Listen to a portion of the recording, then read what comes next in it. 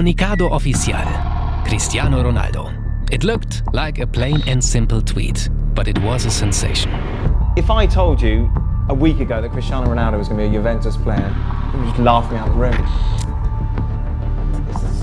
It's an incredible story, isn't it? 1 billion euros. That was supposed to be the transfer price for Cristiano Ronaldo at Real Madrid in 2009. But when Juventus Turin knocked on the door, things had changed quite a bit.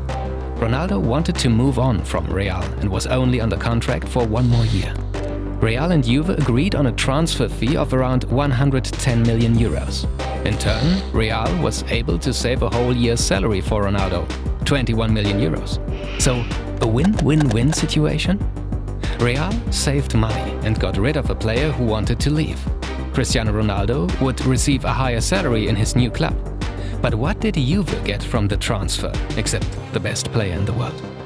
Ronaldo alone earns more at Juventus than the entire squad of AC Florence. The total bill for Juventus was the transfer, Ronaldo's salary, bonuses and taxes. This resulted in over 350 million euros. Was it worth it?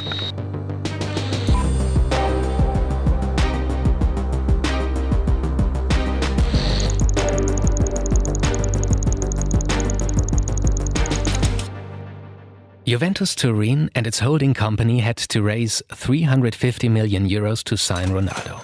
A brief explanation. Juve's holding company is owned by the Turin-based industrial family Agnelli and is also the majority shareholder of Fiat Chrysler. The announcement to spend a lot of company money on Ronaldo was quite controversial. The employees protested against this huge spending. About 30 million euros that were spent on Ronaldo came from Fiat. From the employees' point of view, unfair. The company justified the €1 million investment with expected additional revenues also in the millions. And Ronaldo was supposed to become an advertising partner for Fiat. The employees of Fiat were practically alone in the strike. Ronaldo was an economic factor with which all other stakeholders could calculate. The catering and tourism industries in Turin were already celebrating the new superstar in their city. The region expected significantly more visitors. There was talk of an increase of up to 10%. For comparison, a similar increase is expected when a city is officially chosen as capital of culture.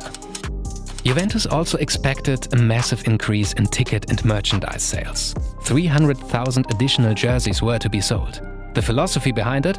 Our squad is now more expensive, so tickets will also be more expensive. The entire Serie A hoped to become much more attractive through Ronaldo at Juve, meaning more spectators in the stadiums and more viewers on TV who want to watch the 5-time World Footballer of the Year. Sky-high expectations from all sides. Cristiano Ronaldo exceeded them.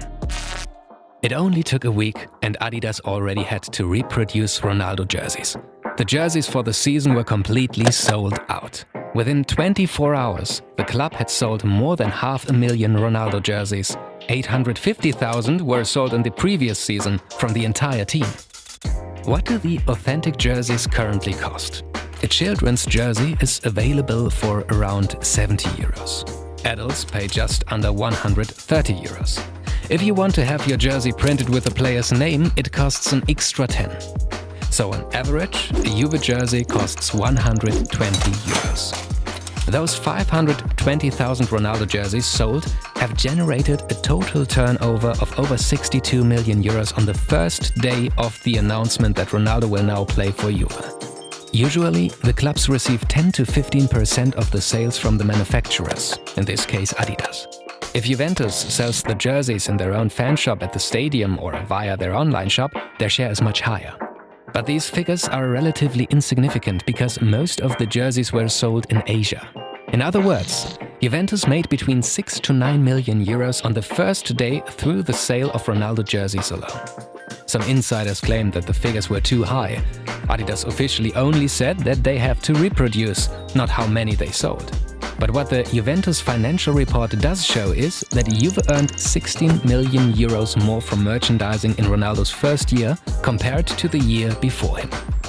The ticket prices increased by 30%. Juve's financial report shows an additional 14 million euros in ticket sales after Ronaldo's arrival. Even before Ronaldo's first press conference as a Juve player, Juventus had earned a large part of the transfer sum they paid Madrid. According to Juventus' official financial report, in Ronaldo's first year, the club generated over 110 million euros more than in the previous season. Some experts claim that the transfer was fully amortized after only a bit more than a year. Because not only ticket prices have risen, Juve's share price was also heading for a record high. Juventus almost doubled its market cap and grew by more than 650 million euros in Ronaldo's first year. So much for the raw financial figures. But there is more. Let's look at implicit values like social media. On Instagram alone, he has almost 250 million fans. That is 10 times the population of Australia. No one in the world has more.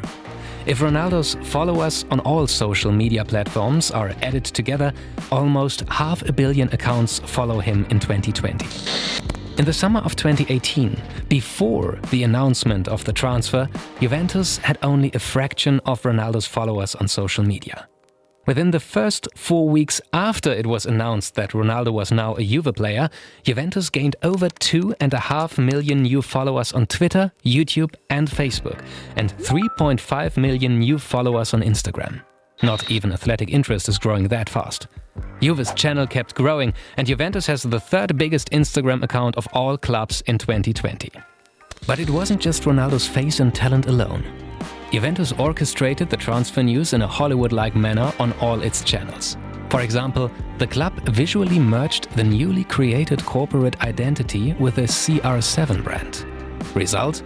Over 11 million likes on Instagram after 2 days. The club completely rebranded all their social accounts with Ronaldo. Even a special hashtag was created for the day of the medical check. It made Juventus trend on Instagram and Facebook.